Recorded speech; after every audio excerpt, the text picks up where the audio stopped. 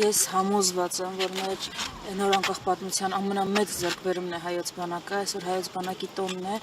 անկախ նրանից ինչ վիճակում է, մենք ինչ վիճակում ենք, ինչ հոգեբանական վիճակում ենք, սա տոն է, սա կարևորագույն տոն է, դրա առիթով շնորհավոր բոլորիս։ Մենք երևի թե հենց պետություն ստեղծել ենք, որ անվտանգ լինենք, ու այդ անվտանգության ամենակարևոր, ամենահիմնական հիմնասյունը մեր բանակն է։ Մեր անվտանգության երաշխավորը հիմնականում մեր բանակն է, մնացածը լրացնում են այդ բանակին, դրա համար այսօր այդ բանակի տոնն է եւ հուսով եմ ինքը մի օր վերադառնալու է իր հիմնական պարտականությանը եւ կարողանալու է դա ամբողջությամբ իրականացնել, այն է ապահովել այս տարածաշրջանում մեր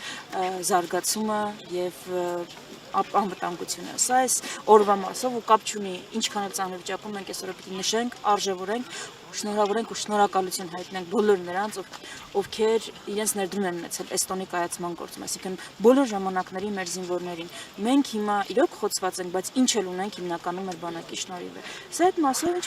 վերաբերում է երեկվա, գիտեք, առաջին հերթին հասկանանք, էլի այս աստիճանների վրա այդ մարդիկ քաշ են տվել զոհվածների ծնողներին, որ գնան նկար ունենան զոհվածների շիրիմների մոտ։ Այդ մարդիկ չեն հրապարակել 44-օրյա պատերազմի ամբողջական զոհերի ցանկ անազգանուններով։ Մինչև հիմա զոհերի մասին խոսում են պլյուս մինուսներով, հասկանում եք։ Հիմա եկեք հասկանանք, այդ մարդիկ կարող են օր հարգել, տոն հարգել։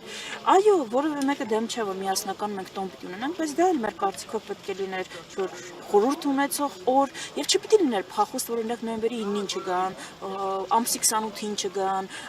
սեպտեմբերի 27-ին չգան, դա պիտի չլիներ դրա իմաստը։ Դրա իմաստը պիտի լիներ ընտրել մի օր, որը արտահայտում է մեր հավերժական պայքարը մեր ինքնության համար եւ խոնարհվեինք բոլոր նահատակների շիրիմներին։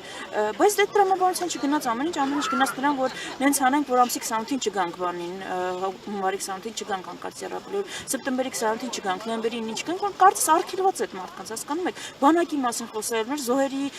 պատերազմի մասին խոսել, եղած պատերազմի նկատի ունեմ։ Հիմա այս իրավիճակում կարծում եմ մարդկանց ներկայությունը դուք երեկել եք տեսել այսօր էլ, ու դա ամենալավ պատասխանն է։ Արհեստական ինչ էլ փորձեն փաթեթել, չի ստացվի, դրա համար այսօր չմթագնենք այս օրը, շնորհավոր հայոց բանակի տոնը բոլոր նրանց, ում համար սա իսկապես տոն է։